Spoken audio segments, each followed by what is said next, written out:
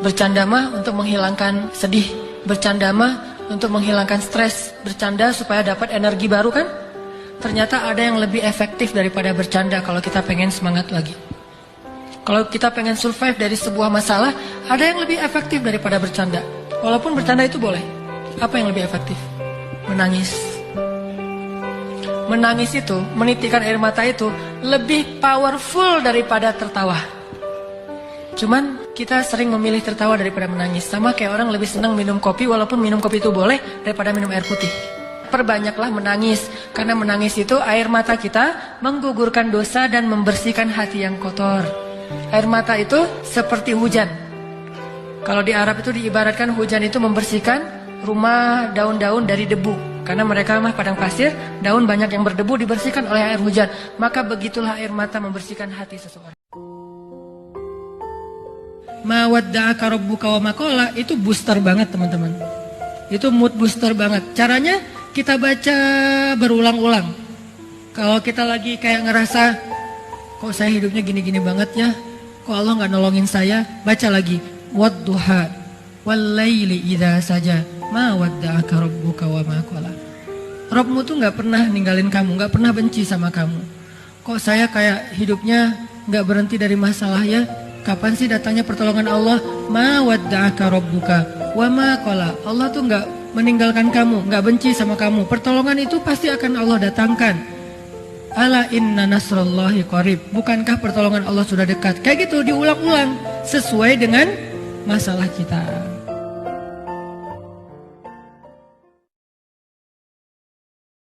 Allah kalau kangen kepada hambanya dikasih ujian. Hamba yang kayak gimana? Hamba yang kalau gak dikasih ujian gak deket sama Allah. Sehingga kalau Allah kangen sama kita, yang gak dekat sama Allah nih, suka lupa sama Allah, Allah kasih kita ujian. Tapi ujian yang dikasih juga ujian yang insya Allah masih ketahan sama kita. Karena Allah gak mau ngasih kita ujian yang mencelakai kita. Kalau itu terjadi namanya bukan ujian, tapi namanya azab. Dan insya Allah orang beriman gak dapat itu. Kenapa? Allah kangen dengerin curhat kita di sepertiga malam. Allah kangen ngeliatin kita menangis dan manja kepada Allah. Allah kangen kita bangun tengah malam atau sepertiga malam berdoa kepada Allah. Allah kangen kita berdiri dan sujud dengan waktu yang lama. Tapi ujian yang dikasih ke kita tuh sedikit dibandingkan yang Allah hindarkan dari kita.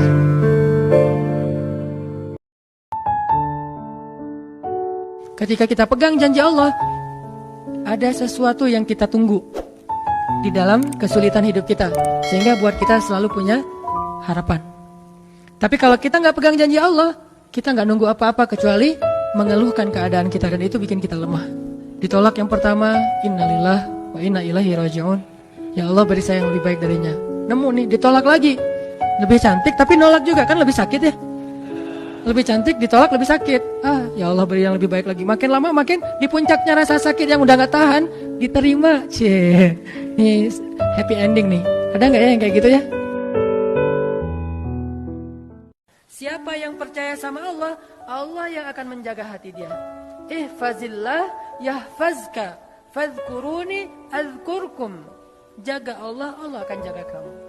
Jadi kalau kita pengen jadi orang yang paling bahagia, udah percaya aja sama Allah. Jadinya gak khawatir.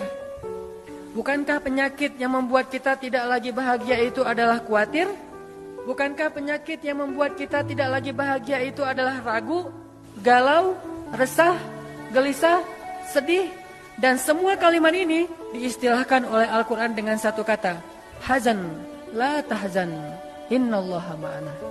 Jangan bersedih, Allah bersama kita. La tahzan, jangan berputus asa, Allah bersama kita. Ketika kita percaya kepada Allah dengan yakin yang mantap, saat itu juga Allah yang akan menggenggam hati kita. Kemudian Allah akan memasukkan rasa bahagia, sa'idun di dalam hati kita.